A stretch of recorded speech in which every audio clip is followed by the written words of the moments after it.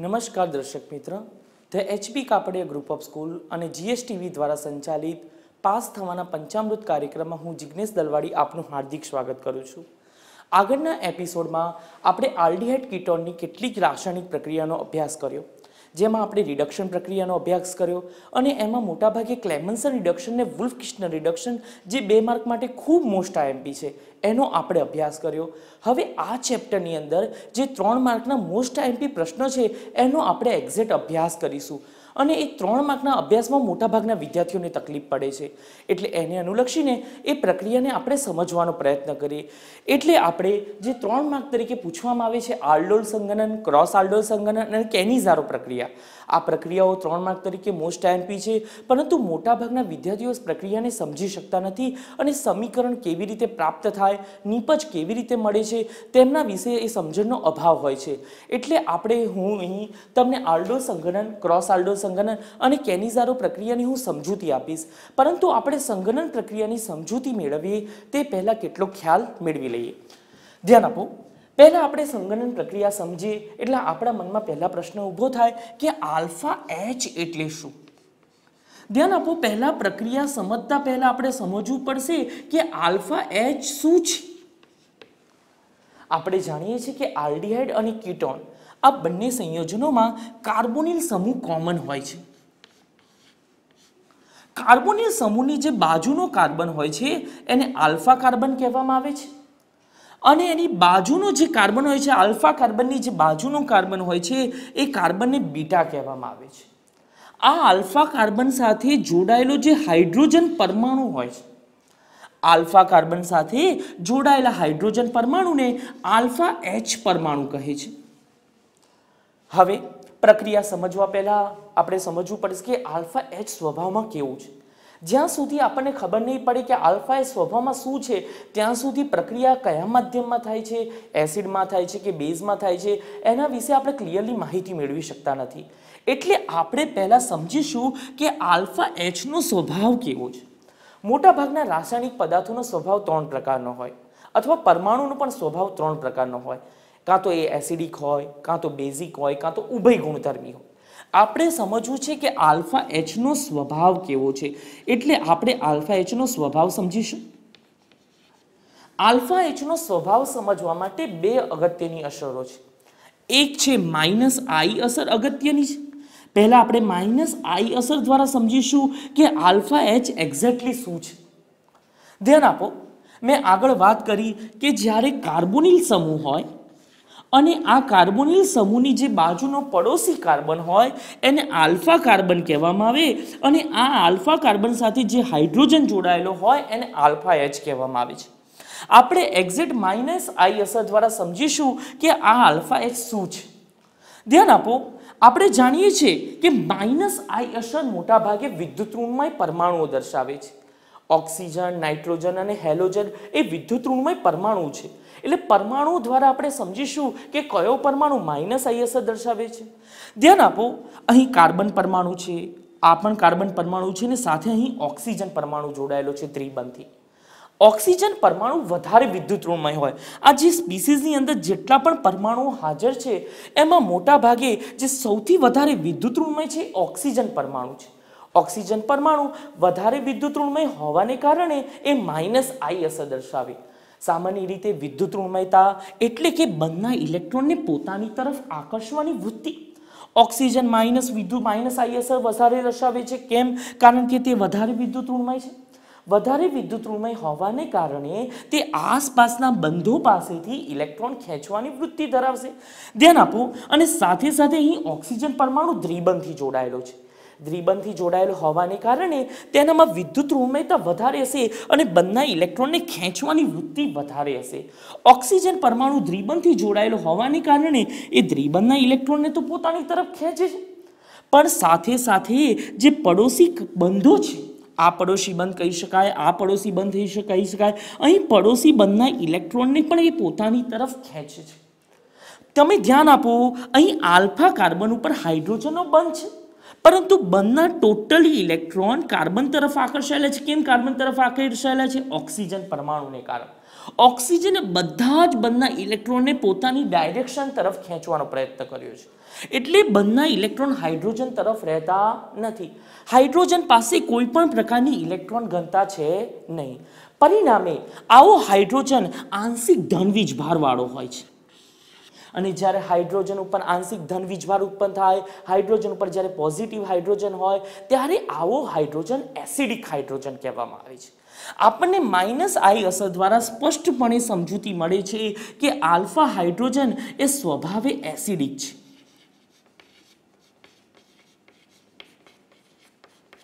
હવે બીજી અસર દ્વારા આપણે સમજવાનો પ્રયત્ન કરીએ કે આલ્ફા હાઇડ્રોજન કેવો છે. ધ્યાન આપો, બીજી અસર છે સમસ્પંદન અસર અથવા સ્પંદન અસર.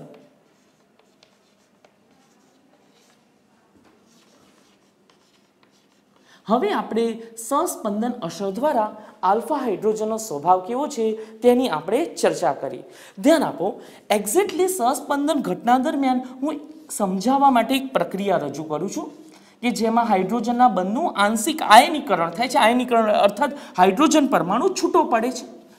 આપણે જાણીએ છીએ આલ્ડીહાઇડ અને કીટોન બંનેમાં કાર્બોનિલ સમૂહ કોમન હોય અને એની સાથે જોડાયેલો એક્ઝેક્ટ બાજુનો કાર્બન પરમાણુ એ આલ્ફા કાર્બન પરમાણુ કહેવાય. અહીં આલ્ફા કાર્બન સાથે જોડાયેલો જે હાઇડ્રોજન છે એ આલ્ફા હાઇડ્રોજન છે. હવે પ્રક્રિયા દરમિયાન હું આલ્ફા હાઇડ્રોજનના બંધનું આયનીકરણ કરું છું. આપણે -I અસરમાં એક્ઝેક્ટ સમજી ગયા છે કે બંધના ઇલેક્ટ્રોન ટોટલ કાર્બન તરફ આકર્ષાયેલા હોય. બંધનું કાં તો સમવિભાજન થાય કાં તો શું થાય, અસમવિભાજન.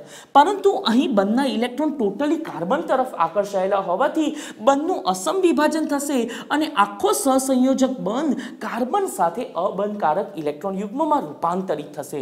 અહીં બંધનું અસમવિભાજન થવાથી પ્રક્રિયા આયનીકરણ દર્શાવશે. પ્રક્રિયા આયનીકરણ થશે એટલે બંધના ટોટલી ઇલેક્ટ્રોન કાર્બન તરફ આકર્ષિત થશે. કાર્બન તરફ બંધના ઇલેક્ટ્રોન ટોટલી આકર્ષિત થયા હોવાને કારણે આખું બંધકારક ઇલેક્ટ્રોન યુગ્મ અબંધકારક ઇલેક્ટ્રોન યુગ્મમાં રૂપાંતરિત થશે. તમે ધ્યાન આપો, કાર્બને અબંધકારક ઇલેક્ટ્રોન મેળવ્યા. સહસંયોજક બંધ એટલે ભાગીદારી પામેલું ઇલેક્ટ્રોન યુગ્મ. કાર્બન પાસે ઓલરેડી એક ઇલેક્ટ્રોન છે અને હાઇડ્રોજન પણ એક ઇલેક્ટ્રોન છે સહસંયોજક બંધમાં, પરંતુ આખું ઇલેક્ટ્રોન યુગ્મ આકર્ષી લીધું અને હાઇડ્રોજન પરમાણુના પણ ઇલેક્ટ્રોન લઈ લીધા. આખું બંધનું અબંધકારક ઇલેક્ટ્રોન યુગ્મમાં રૂપાંતર કરી નાખ્યું. એની પાસે નેગેટિવ ચાર્જ વધારે આવી ગયો એટલે કાર્બન ઉપર નેગેટિવ ચાર્જ ઉત્પન્ન થશે અને આમ આલ્ફા કાર્બન ઉપર નેગેટિવ ચાર્જ ઉત્પન્ન થશે. કાર્બન ઉપર જ્યારે નેગેટિવ ચાર્જ ઉત્પન્ન થાય, આપણે સામાન્ય રીતે જાણીએ છીએ કે ઋણ વીજભાર જે સ્પીસીસ દર્શાવે એને આપણે શું કહીએ છીએ, એનાયન કહે છે. ધ્યાન આપો, એ કાર્બન ઉપર નેગેટિવ ચાર્જ ઉત્પન્ન થયો એટલે આ સ્પીસીસને આપણે એનાયન કહીશું. અને સાથે સાથે હાઇડ્રોજન પાસે કશું જ નથી એટલે H+ આયન છૂટો પડ્યો. આ પ્રક્રિયા સામાન્ય રીતે પ્રતિવર્તી છે. પ્રક્રિયા જો આ દિશામાં થતી હોય તો પુરોગામી કહેવાય. પુરોગામી જે પ્રક્રિયા છે એ H+ આયન આપે છે. H+ આયન આપે છે એટલે એસિડિક આયન આપે છે અને એસિડિક આયન આપતો હોવાને કારણે એસિડનું પ્રમાણ વધે એટલે પદાર્થ કેવો કહેવાય, એસિડ કહેવાય. ધ્યાન આપો, પ્રક્રિયા પ્રતિવર્તી છે. એક પ્રક્રિયા પુરોગામી દિશામાં થાય છે અને બીજી જે પ્રક્રિયા છે પતિગામી દિશામાં થાય છે. પ્રતિગામી દિશામાં શું થાય છે, પુરોગામી પ્રક્રિયાનું રિવર્સ થાય છે. પ્રક્રિયા દરમિયાન ઉત્પન્ન થયેલો એસિડિક આયન ફરીથી એનાયન સ્પીસીસ સાથે જોડાઈને પાછું મૂળ સ્વરૂપ આપે છે, પાછું મૂળ સંયોજન આપે છે. આપણે કોઈ પણ પદાર્થ એસિડિક ક્યારે કહેવાય, જ્યારે તેમાં વધારે પ્રમાણમાં શું ઉત્પન્ન થતો હોય, H+ આયન ઉત્પન્ન થતો હોય. જો પ્રક્રિયા પુરોગામી દિશામાં જ થશે તો H+ આયન વધારે પ્રમાણમાં ઉત્પન્ન થશે. એટલે પદાર્થ એસિડિક થવા માટે પ્રક્રિયા ટોટલી પુરોગામી દિશામાં થવી જોઈએ, પ્રતિગામી દિશામાં થવી જોઈએ નહીં. પ્રતિગામી દિશામાં ન થાય એના માટે આ સ્પીસીઝ સ્થાયી હોવી જોઈએ.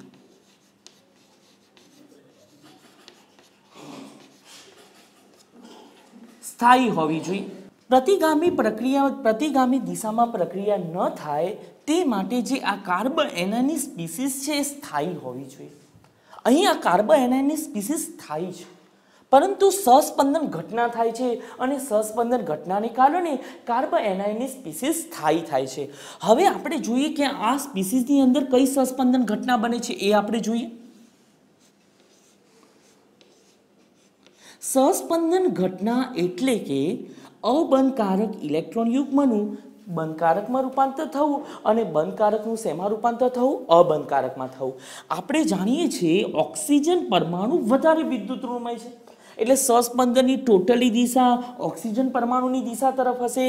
અહીં જે કાર્બન એનાયન ઉત્પન્ન થયો છે, આ ઉત્પન્ન થયેલા કાર્બન એનાયનની અંદર જે અબંધકારક ઇલેક્ટ્રોન યુગ્મ છે, આ ઋણ વીજભારવાળું જે અબંધકારક ઇલેક્ટ્રોન યુગ્મ છે, આ અબંધકારક ઇલેક્ટ્રોન યુગ્મનું પાયબંધમાં રૂપાંતર થશે, અર્થાત બંધકારક ઇલેક્ટ્રોન યુગ્મમાં રૂપાંતર થશે અને સાથે આ પાયબંધનું અબંધકારક ઇલેક્ટ્રોન યુગ્મમાં રૂપાંતર થશે અને રૂપાંતર થવાથી આપણને સ્પીસીઝ આ મળશે. સ્પીસીઝ આપણને એક્ઝેક્ટલી આ મળશે.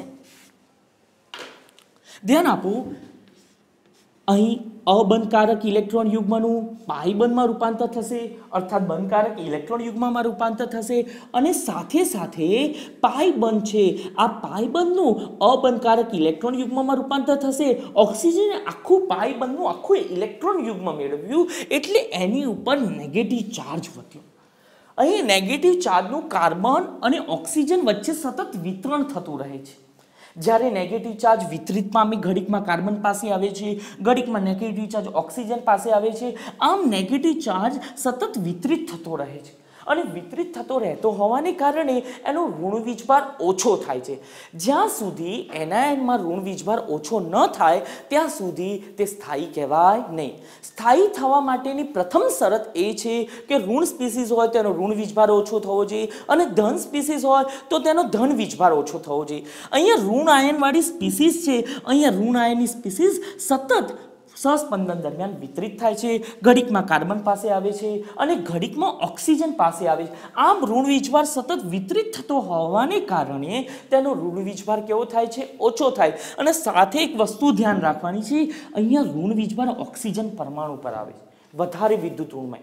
ધ્યાન આપો, આ વધારે વિદ્યુત ઋણમય પરમાણુ જે વધારે વિદ્યુત ઋણમય છે અને એની પાસે નેગેટિવ ચાર્જ આવે છે, પરિણામે ઓક્સિજન પરમાણુ પર આવ્યા ઘટનાને કારણે ઋણ વીજભાર ઓછો થાય છે અને ઋણ વીજભાર ઓછો થતો હોવાને કારણે સ્પીસીઝ જે ઋણ આયનવાળી સ્પીસીઝ છે એ સ્થાયી બને છે.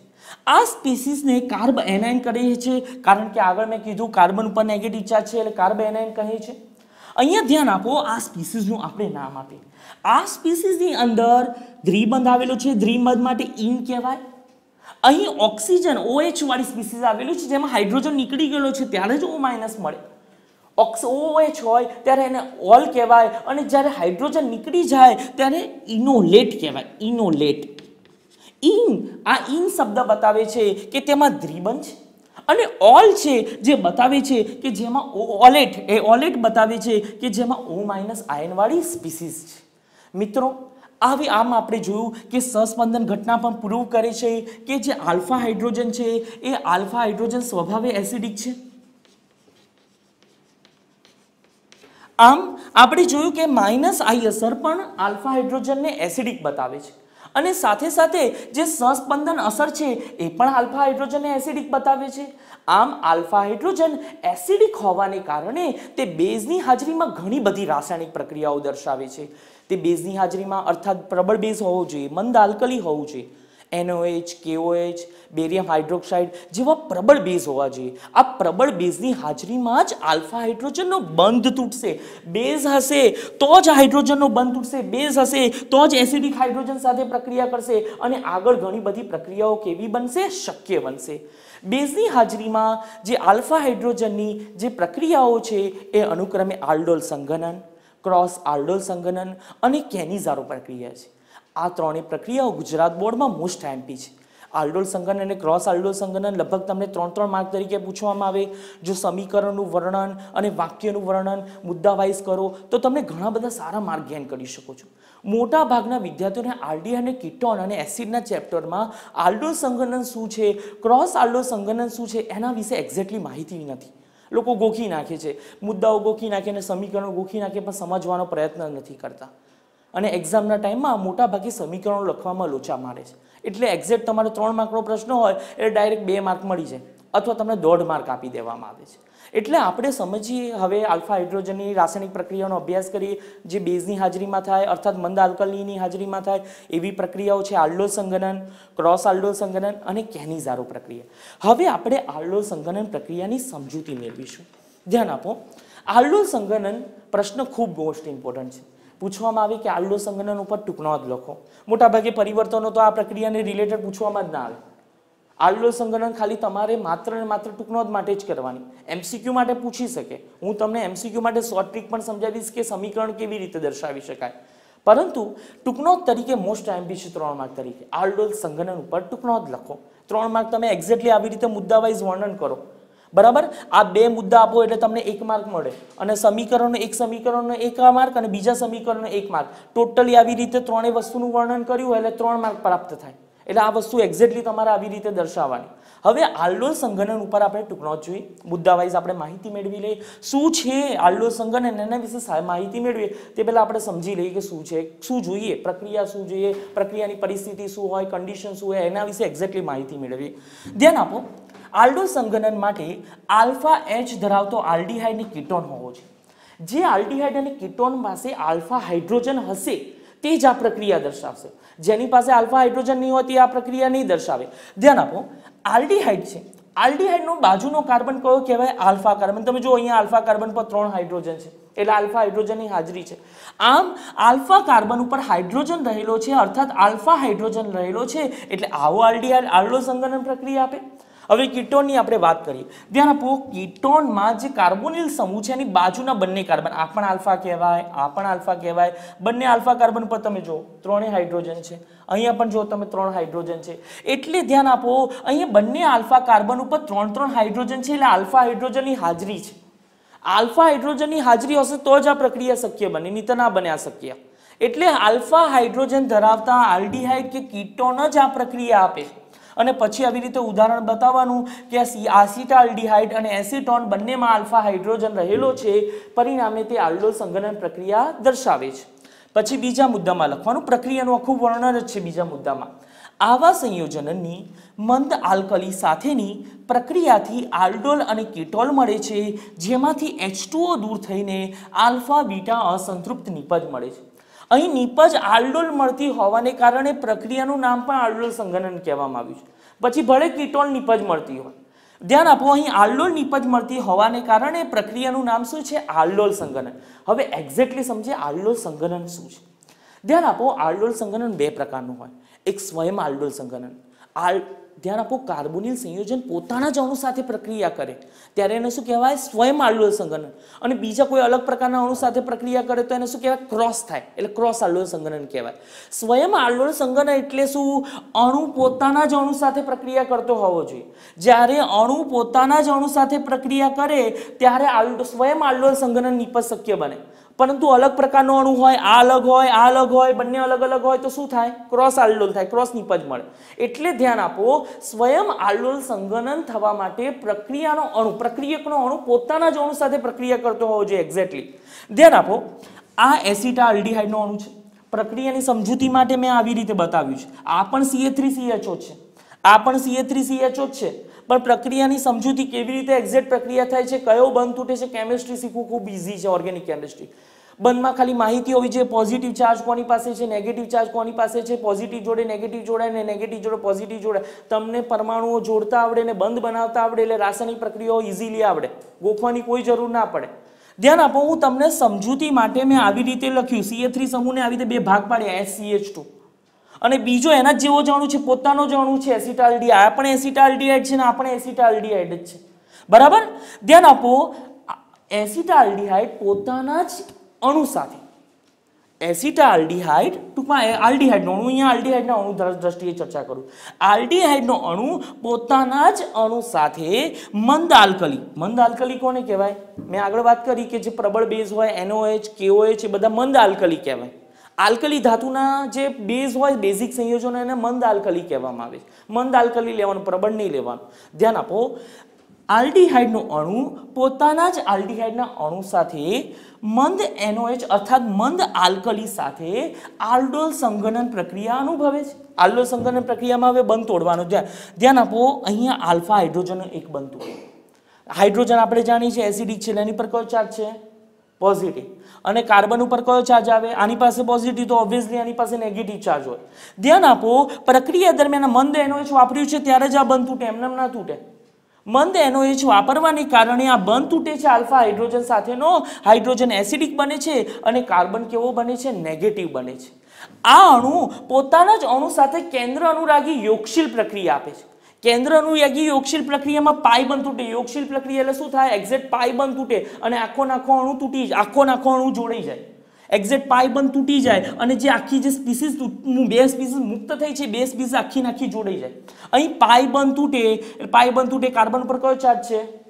પોઝિટિવ. આ પોઝિટિવ કાર્બન કોની સાથે જોડાય? નેગેટિવ આ સ્પીસીસ સાથે, નેગેટિવ CH2CHO સાથે. આમ આપણે લખીએ CH3CH લખી નાખ્યું. હવે એની સાથે નેગેટિવ CC જોડ નાખવાની, CH2CHO. અને ઓક્સિજન નેગેટિવ છે, એની સાથે કોણ જોડાય? H જોડાય. એટલે શું બન્યું? OH. ધ્યાન આપો, હવે જે નવું સંયોજન બન્યું એમાં તમે જોઈ શકો છો આલ્ડીહાઇડ સમૂહ પણ હાજર છે અને હાઇડ્રોક્સી સમૂહ પણ હાજર છે. આલ્ડીહાઇડને આલ્ડ કહેવાય અને આલ્કોહોલને શું કહેવાય? ઓલ કહેવાય. બંને શબ્દ જોડી એટલે શું થઈ જાય? આલ્ડોલ. અહીંયા આલ્ડોલ નિપજ મળતી હોવાને કારણે આને આલ્ડોલ સંઘનન કહેવામાં આવે છે. આ આલ્ડોલ સંઘનનને ગરમ કરવામાં આવે છે. નિપજ છે એને ગરમ કરવામાં આવે. ગરમ કરીએ એટલે આલ્ફા ઉપરથી હાઇડ્રોજન દૂર થાય અને બીટા પરથી OH દૂર થાય. પરિણામે બંને વચ્ચે દ્વિબંધ રચાઈ જાય અને આપણને આલ્ફા બીટા અસંતૃપ્ત નિપજ મળે છે. આવી જ રીતે વર્ણન તમે કીટોન માટે, કીટોન પણ પોતાના જ અણુ સાથે પ્રક્રિયા કરીને કીટોલ બનાવે છે અને આ કીટોલની અંદર પણ પાણીનો અણુ દૂર થાય, આલ્ફા બીટા વિલોપન પ્રક્રિયા થાય એટલે એક્ઝેક્ટલી આપણને આલ્ફા બીટા અસંતૃપ્ત નિપજ મળે છે. એટલે મિત્રો આવી રીતે આલ્ડોલ સંઘનનની આપણે વ્યવસ્થિત મુદ્દાવાઇઝ તૈયારી કરી હોય, એક્ઝેક્ટલી સમજ્યા હોય ક્યાંથી શું જોડાય છે, એક્ઝેક્ટલી માહિતી મેળવી લો, પ્રક્રિયાના સમીકરણો ગોખવાની કાંઈ જરૂર જ ના પડે. કન્સેપ્ટ ખાલી ક્લિયર રાખો.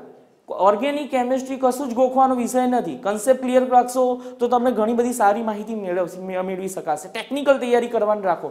અમારી સ્કૂલમાં અમે સ્ટુડન્ટોને હંમેશા ટેકનિકલ તૈયારી કરવાનો પ્રયત્ન કરીએ છીએ જેથી 100 માંથી 100 માર્ક પ્રાપ્ત કરાય છે.